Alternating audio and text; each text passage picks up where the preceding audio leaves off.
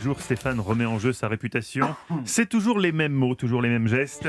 D'abord, Stéphane consulte en urgence son exemplaire de l'histoire pour les nuls. Ensuite, il envoie des mails anonymes à la direction d'Europe 1 pour tenter de faire virer Clémentine, l'accusant notamment d'être tout le temps sous comme un Polonais. Clémentine leur est venue de laver l'affront en éparpillant Stéphane Bern aux 4 coins de Paris façon puzzle. Jouons à Bern to be alive.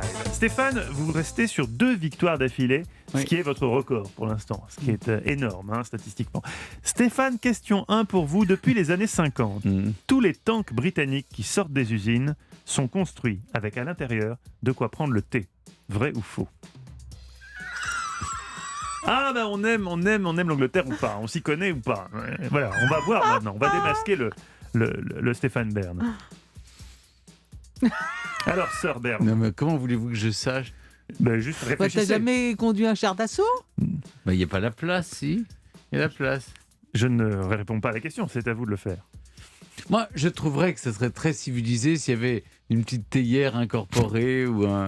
Mais, un emplacement avec une résistance pour un thermos et faire de l'eau chaude. Mais non, écoutez, franchement, si la plus grande armée, l'une des plus grandes armées au monde, qui est l'armée britannique, faisait ça, non, à mon avis, il ne va pas y avoir un dispositif pour faire le thé, mais en revanche, une sorte de pissotière ou de réservoir, un peu comme dans la navette spatiale. Non, mais je dirais non. Vous diriez non, et ça prouve votre grande connaissance de l'Empire britannique. Vous avez perdu. Et oui, Stéphane, pendant la Seconde Guerre mondiale, les soldats britanniques avaient la fâcheuse habitude de sortir de leur véhicule blindé pour prendre le thé. Durant cette période, 37% des victimes des unités ont perdu la vie parce qu'ils étaient à l'extérieur. Maintenant, tous les chars ont de quoi préparer le thé à l'intérieur du tank. C'est beaucoup plus pratique. Vous n'auriez pas le temps de boire le thé, vous êtes malade, vous. Alors, dans un char, Stéphane, tout le monde ne conduit pas le char. Il y a des moments où vous êtes juste en attente, vous êtes en déplacement. Celui qui conduit le char ne boit pas le thé, mais les autres peuvent prendre une tasse de thé.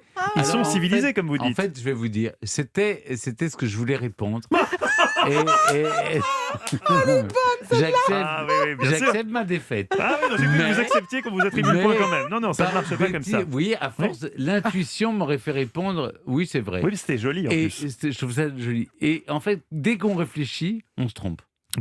Donc c'est le secret, ne réfléchissez plus Stéphane. Question numéro 2 pour vous. Clémentine Portier-Keltenbach. Au XVIIe et au XVIIIe siècle, le célèbre savant anglais Isaac Newton, à qui l'on doit entre autres la théorie de la gravitation, a inventé aussi la chatière. Vrai ou faux ? La chatière. Qu'est-ce que c'est qu'une chatière ? C'est le dispositif dans les portes pour laisser rentrer et sortir les chats ? C'est une très bonne explication de ce qu'est une chatière, effectivement. Ah non, ou la chatière, c'est pas une gargouille, non, c'est la porte. Non, c'est la porte. C'est la porte le qui mécanisme permettait à son chat de rentrer et de sortir sans qu'il ait besoin de lui ouvrir la porte. Tout simplement. C'est tellement tiré par les cheveux, je vais dire oui, parce que, écoutez, qui peut le plus, peut le moins. S'il a inventé la théorie de la gravitation le matin, tu peux inventer la chatière l'après-midi. Je n'en sais rien. Le célèbre chat de Newton. Ah, ça donne peut-être une indication. Oui, Newton avait un chat. Il avait un chat, donc comme le mec est un génie, il aurait pu inventer la chatière. Qui fait partie dans tous les livres sur les animaux de l'histoire, il y a le chat de Newton qui est... Alors merci Stéphane, ça c'est une bonne indication. Mais attendez, ça ne veut pas dire que c'est la bonne réponse. Il aurait pu, en tout cas, il avait un chat. Oui, je valide. Celui qui a imaginé la question... Donc entre 2 équations, Newton a inventé la chatière. Celui qui a posé la question vous assumez cette doit réponse. savoir que Newton avait un chat qu'il aimait beaucoup. Clémentine assume. Mais oui, bien sûr qu'il fallait assumer. Il préférait la compagnie des chats, celle des hommes. Il perçait des trous dans les portes chez lui à l'université de Cambridge avec un petit système de portillons. Et hop, la chatière est née. Il a décidément tout inventé. Question numéro 3 pour vous, Stéphane. J'ai pas un point pour l'amour de... En plus, je déteste. J'avais répondu oui avant de savoir qu'il avait un chat. Et je déteste qu'on quémande les points. Alors, ça, c'est vraiment c'est bas. Ça, c'est moche. Essayez au moins, à défaut d'être bon, essayez d'être digne. Qu'est-ce qu'il ne faut pas dire comme ça en Égypte antique. Oui, mais je surjoue un peu. Question numéro 3. Votre vraie nature est en train d'apparaître aux yeux de tous, aux oreilles surtout. En Égypte antique, Stéphane, on mettait déjà des alliances quand 2 amants se fiançaient. Vrai ou faux ? Souvenez-vous qu'il existait déjà des mammouths. Souvenez-vous que les mammouths étaient contemporains des premières pyramides. Je ne sais pas si ça peut vous aider, mais en tout cas... Le grand prêtre disait au pharaon... Toi, Pharaon, veux-tu épouser ta sœur et échanger les anneaux? Et là, maintenant, vous avez le droit d'embrasser la mariée. Oui, je sais, c'est ma sœur. Allez-y quand même.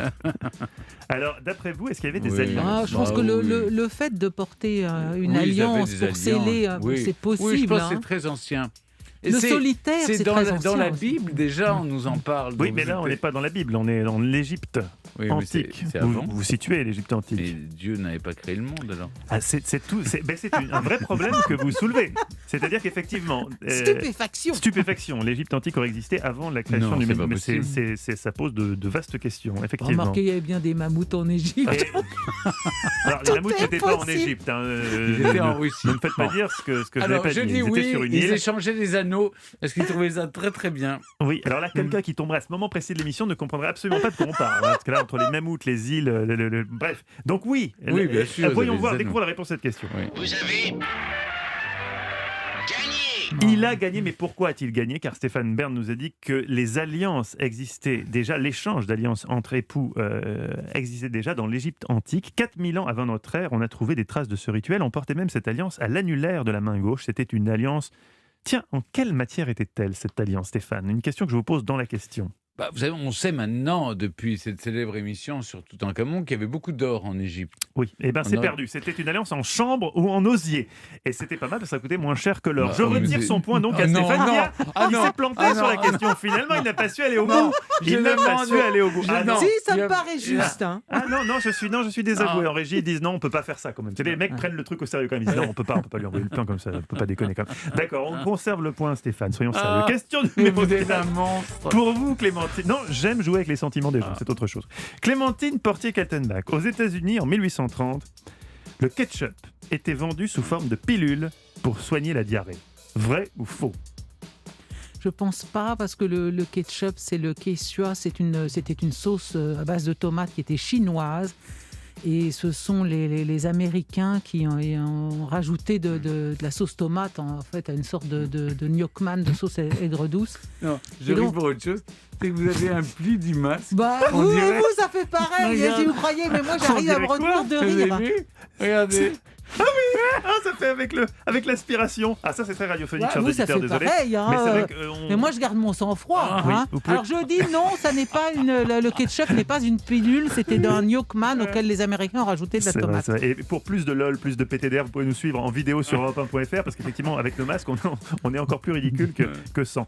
Et donc la réponse était quoi, pardon Clémentine? J'ai dit la réponse est faux. non. C'est faux, hein, vous l'avez dit et vous l'avez même argumenté.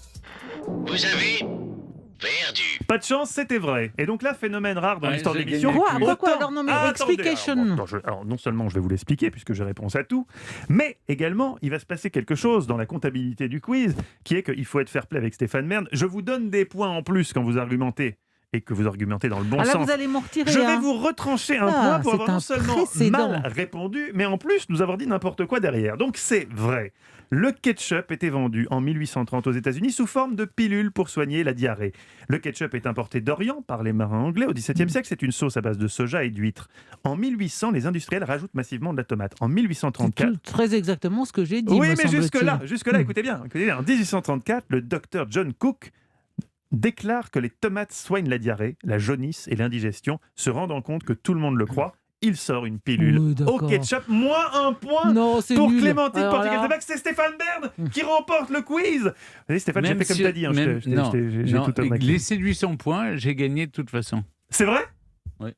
Non, ça c'est de l'intox. Alors attendez, Stéphane s'est savonné la planche lui-même, on remet les compteurs à zéro, on fait la dernière question. Voilà, très bien. Effectivement, Stéphane pensait avoir gagné sans tricherie, je laisse le point, voilà. Question numéro 5. Attention, vous êtes fair-play, mais êtes-vous rapide? C'est la question de rapidité. Oui. En 1912, un manuscrit est découvert par un antiquaire polonais, Wilfried Voynich. On appellera par la suite ce document... Pourquoi c'est drôle? Ça commence mal. On appellera par la suite ce document le manuscrit de Voynich. Quelle est sa particularité à ce manuscrit? 3 propositions. C'était un manuscrit dans lequel il prédit la date exacte de la déclaration de l'Allemagne à la France, la déclaration de guerre de l'Allemagne à la France, 2 ans plus tard.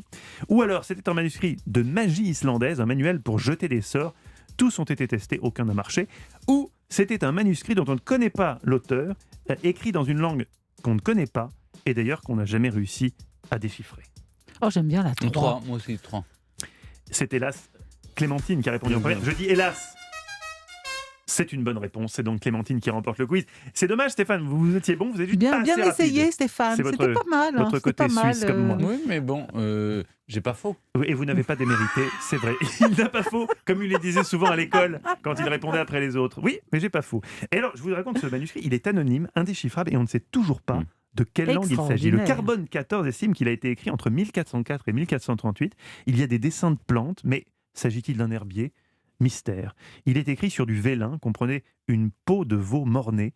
Oui, parce que c'est une peau qui n'est pas vascularisée, donc elle est beaucoup plus fine. Un point en plus pour Clémentine qui triomphe doublement dans le quiz. Europe 1.